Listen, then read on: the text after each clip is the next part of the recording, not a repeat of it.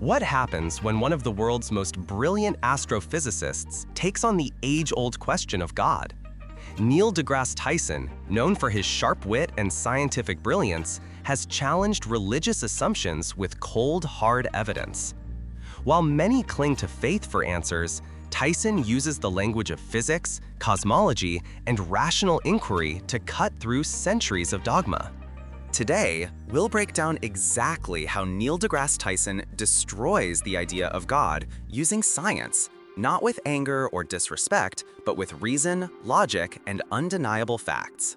Stay tuned, because what you'll hear may just shake the foundations of everything you thought you knew. One of Tyson's most powerful critiques of religious belief is what's called the God of the gaps. For centuries, whenever humans didn't understand something, whether it was lightning, disease, or the movement of the planets, the explanation was simply, God did it. Tyson points out that this approach only shrinks God's role as science advances. We no longer attribute thunder to Zeus or Apollo, but to electricity in the atmosphere. Diseases are explained through microbiology, not divine punishment. Tyson argues that the more we discover about the universe, the less room there is for a supernatural explanation. Instead of God filling the gaps of our ignorance, science pushes those gaps further away, proving that invoking God has always been a placeholder for what we didn't yet know. This, he says, is not evidence for God at all, but evidence of human imagination at work. The idea of God becomes weaker, not stronger, as our understanding of the cosmos deepens. Tyson often emphasizes how staggeringly vast the universe truly is. With billions of galaxies, each containing billions of stars, it becomes difficult to believe that a divine creator made all of this simply for one species on one small planet. He argues that the sheer scale of the cosmos doesn't align with the human-centered narrative of most religions.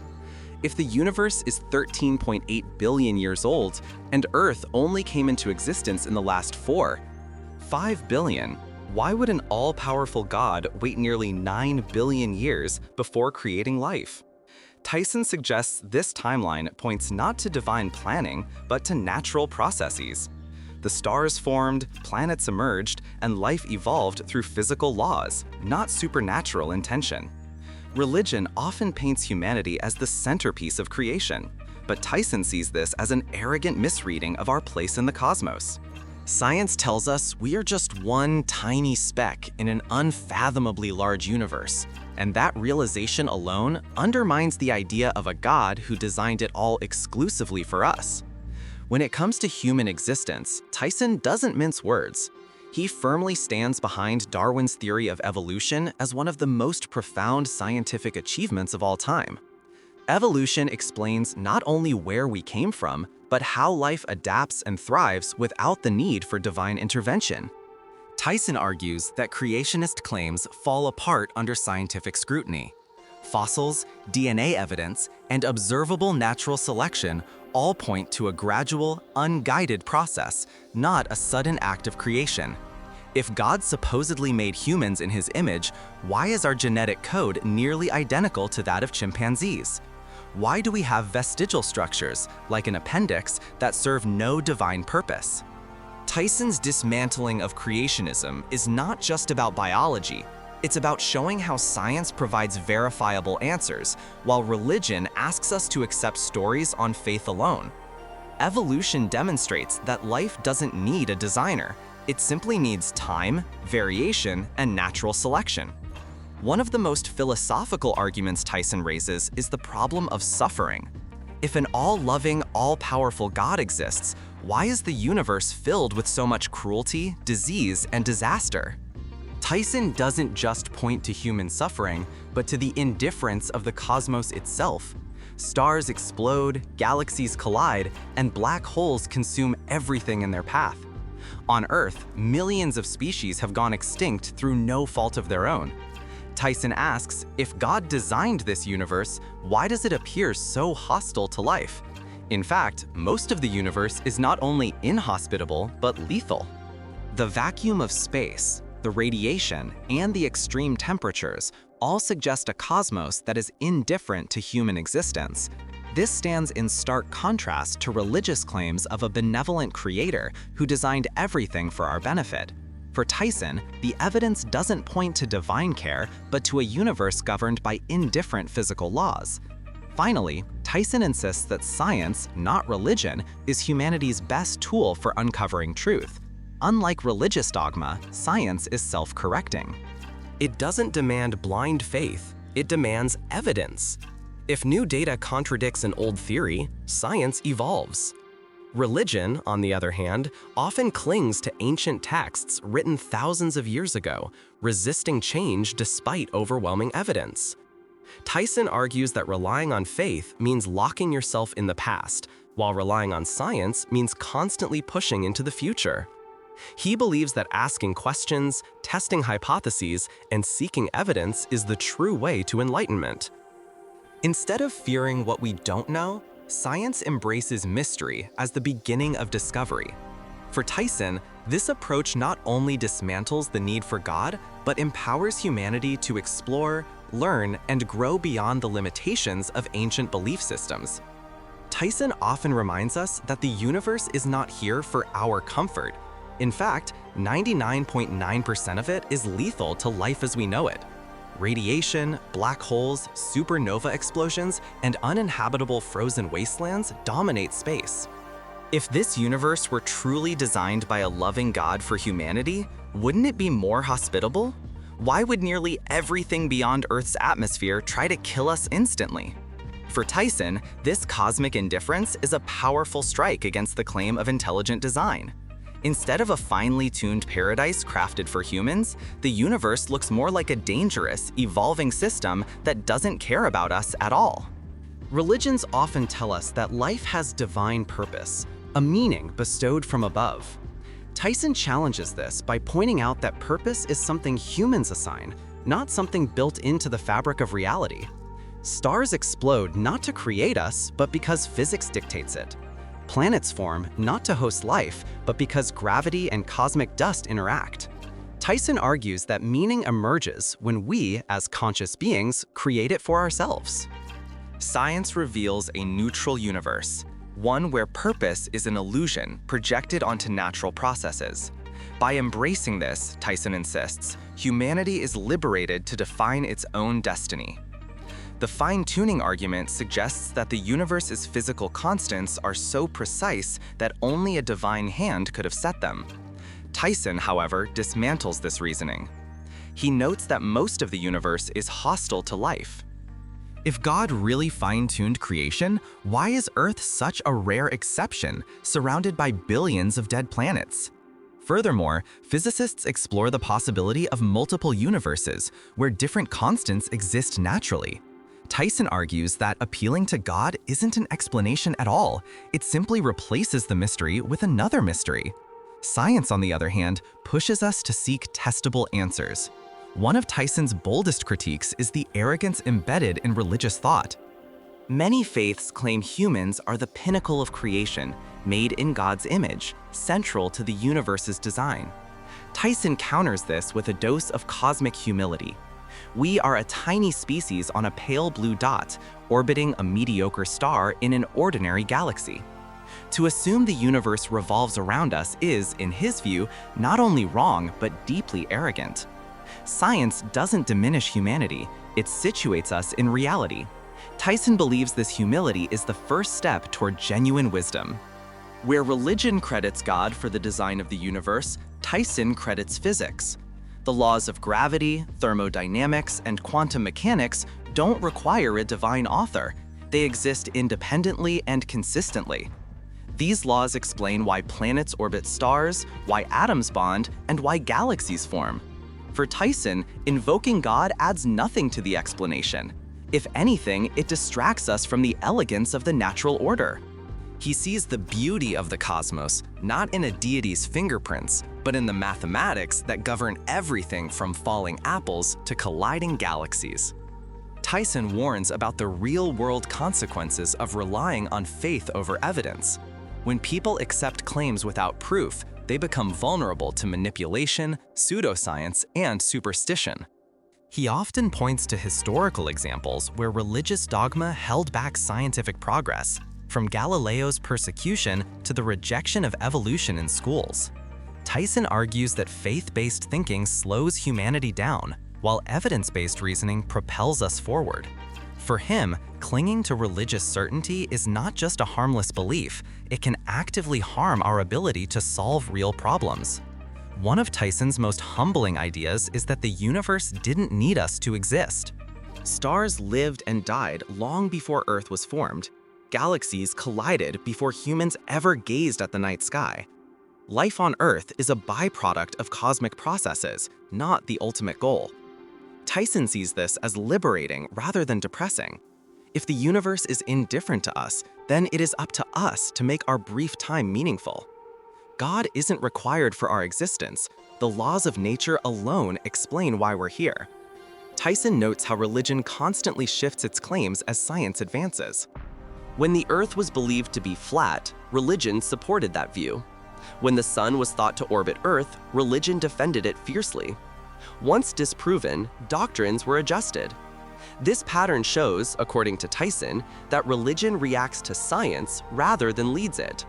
God becomes whatever remains unexplained, until science eventually explains it. This constant retreat exposes the weakness of the divine argument. It's always one discovery away from collapse. Religions often fear the unknown, filling gaps with supernatural answers to ease discomfort. Tyson, however, embraces the unknown as the engine of discovery. For him, mysteries are invitations, not threats. The fact that we don't yet know how consciousness fully works or how the universe began isn't evidence for God, it's evidence of future science. Tyson encourages curiosity, not dogma, reminding us that today's mysteries are tomorrow's breakthroughs.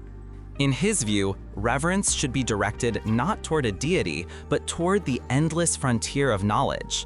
One common defense of religion is that it provides morality. Tyson dismantles this by highlighting that morality predates organized religion. Humans evolved social behaviors like cooperation, empathy, and fairness long before holy books were written. These traits increased survival chances within communities. Tyson argues that morality is not evidence for God, but evidence of evolution and human reasoning. Furthermore, many moral teachings in sacred texts are outdated, brutal, or discriminatory by today's standards. True ethics, Tyson says, come from human progress, not divine command.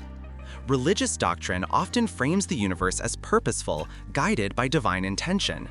Tyson challenges this by pointing out the overwhelming role of randomness in nature. Mutations in DNA occur randomly, shaping evolution. Asteroids strike Earth at random, reshaping life. Entire galaxies drift and collide unpredictably. The universe is not a carefully orchestrated plan, but a dynamic, chaotic system governed by probability. Tyson insists that randomness is not weakness but strength. It explains diversity, adaptation, and cosmic beauty without needing God's hand to arrange it. Ancient religions placed Earth at the center of creation, a privileged position in the cosmos. Science, however, has relentlessly dethroned humanity. We now know Earth is just one of billions of planets in one galaxy among trillions. Tyson sees this not as depressing, but as thrilling.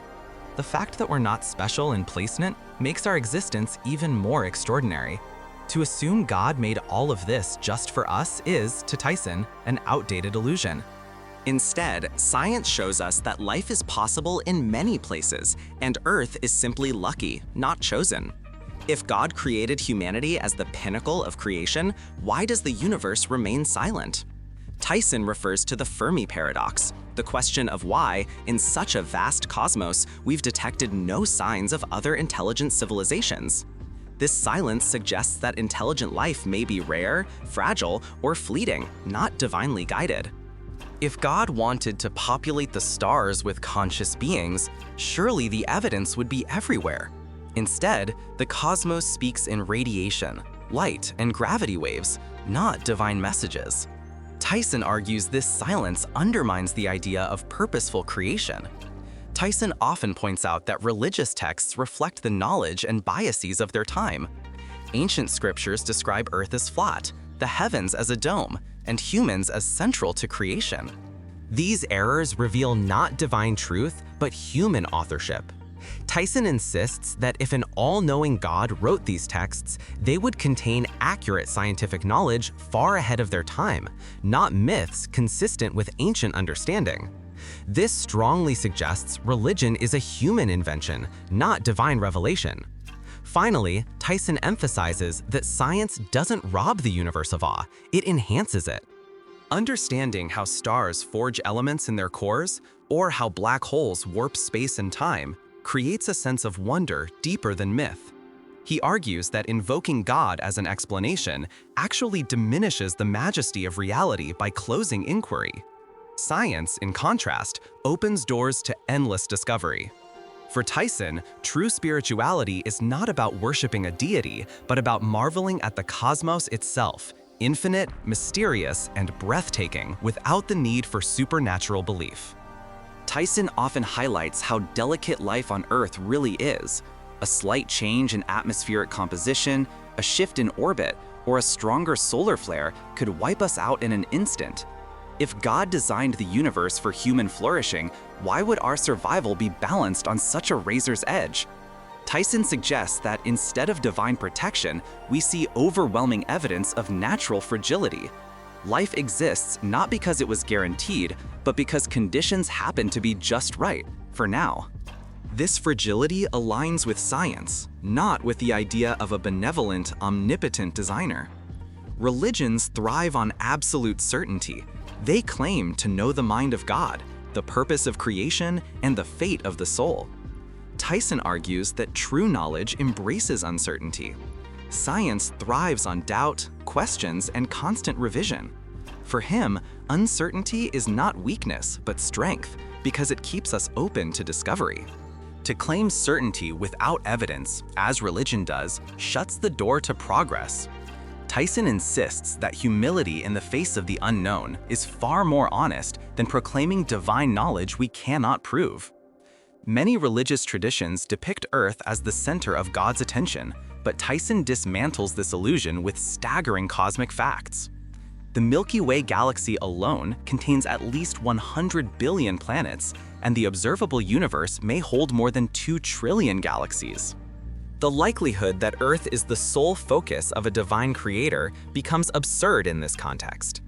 Tyson argues that the anthropocentric worldview is a relic of ancient ignorance. Modern science shows us that we are not the main act in the universe. At best, we are one of countless experiments of nature.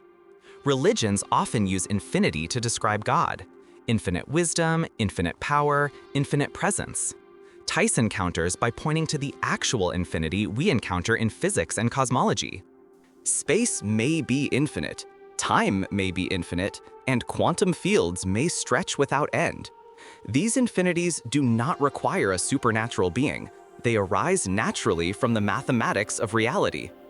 Tyson argues that by attributing infinity to God, religion tries to hijack a concept that science explores more deeply and rigorously. Infinity doesn't prove God, it proves the richness of the cosmos itself. Tyson often points out that religions themselves evolve, which ironically mirrors the evolutionary principles they reject. Beliefs adapt to culture, politics, and scientific revelations. What was once heresy often becomes orthodoxy later. Tyson sees this as evidence that religions are human constructs, not eternal truths. If divine revelation were absolute, beliefs wouldn't shift over centuries. The fact that they do shows they are products of human societies struggling to understand their place in the universe, not timeless words from an all-knowing deity.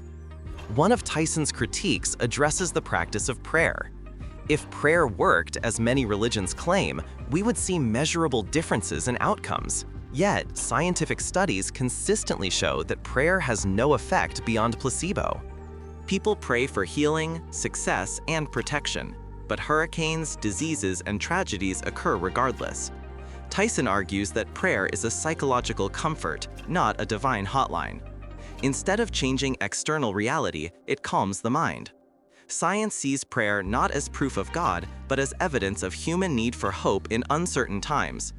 Tyson stresses that science earns credibility because it predicts outcomes with accuracy. We can forecast eclipses centuries in advance, or predict chemical reactions with precision. Religion, by contrast, offers no such predictive power. Sacred texts did not predict electricity, DNA, or the expansion of the universe. Tyson argues that if a god authored these texts, they would contain genuine predictive insights. The absence of such knowledge reveals their human origin. For Tyson, true credibility belongs to methods that can forecast reality, not to dogma that fails every scientific test. The Big Bang is often framed by religious apologists as proof of God's creation. Tyson flips this argument. The Big Bang is not evidence of a divine beginning, but of natural laws in action. Quantum fluctuations, inflationary models, and cosmological constants offer explanations without invoking God. Tyson highlights that saying God did it halts inquiry, while science continues to probe deeper into origins. The more we understand about the birth of the cosmos, the less room there is for a divine spark. Creation doesn't need a creator when physics itself provides the blueprint. If God exists and wants humans to believe, why is he silent? Tyson often raises this troubling question. Sacred texts are vague, contradictory, and tied to specific cultures. No universal, undeniable message exists. Instead, we see thousands of religions competing, each claiming ultimate truth. Tyson argues that this silence is not the behavior of an all-powerful being, but the expected result of human storytelling. If God truly wanted belief, undeniable communication would be constant and clear. The absence of it points not to divine mystery, but to human invention. Tyson critiques the idea that an all-powerful God requires worship.